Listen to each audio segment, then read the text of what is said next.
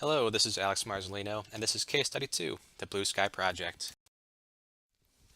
This case deals with the Eastern Oceanography Institute, where Garth Hudson recently began work as Information Systems Director.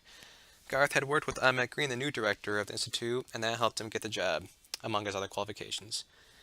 The Institute had two full-time assistants, and those assistants were Tom Jackson, who thought he would get the management job, and Grant Hill, who was assigned to another project and had very little contact with Garth. The Blue Sky Conversion Project was put into motion to save the Institute money by cutting back on IT and reducing one of the full-time staff. OpenRange was one of the three providers looked at by a task force whose job it was to find the best option. The other two were well-established companies that cost a little bit more. The case ended with Garth being put in the hot seat. That's because there were several problems in the year it took to complete the project, although problems with Garth began prior to it even starting. Garth did not put much effort into connecting with the staff or researchers at the Institute.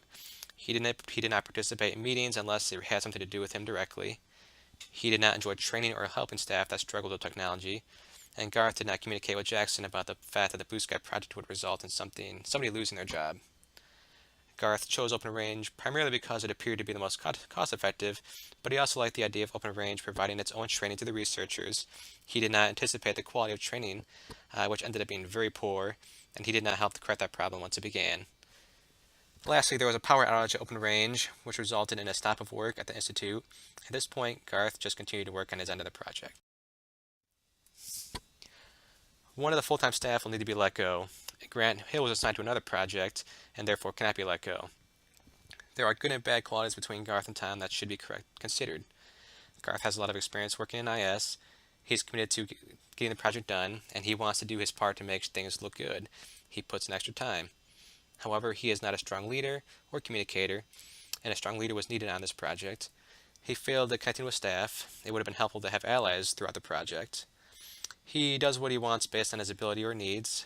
His tech roles can be completed by OpenRange once they have a larger facility. Tom Jackson, on the other hand, does a great job connecting with staff daily and gathering information.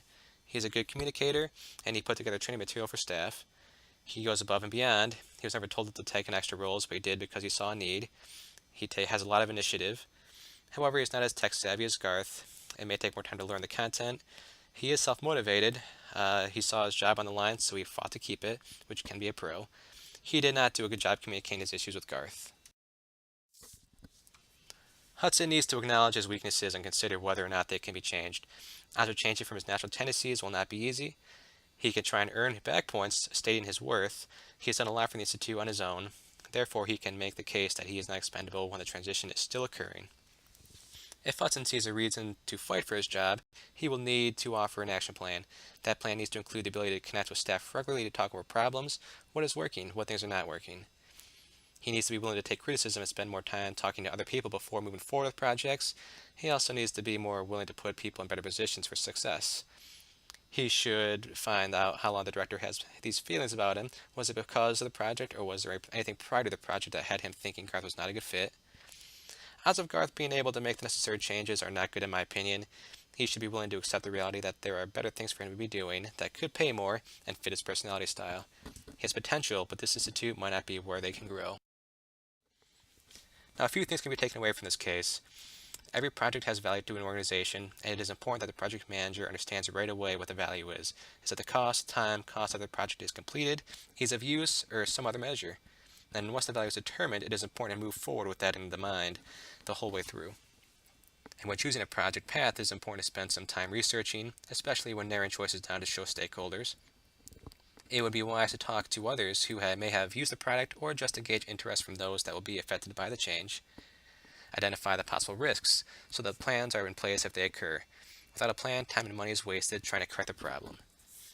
And connecting with people, building relationships with the people working for and around you can provide a big advantage. If they understand and appreciate your work, they may be more willing to spend time learning from changes. And communication. While difficult at times, it is essential. Being forthcoming with your concerns about change and problems earlier is always better than later.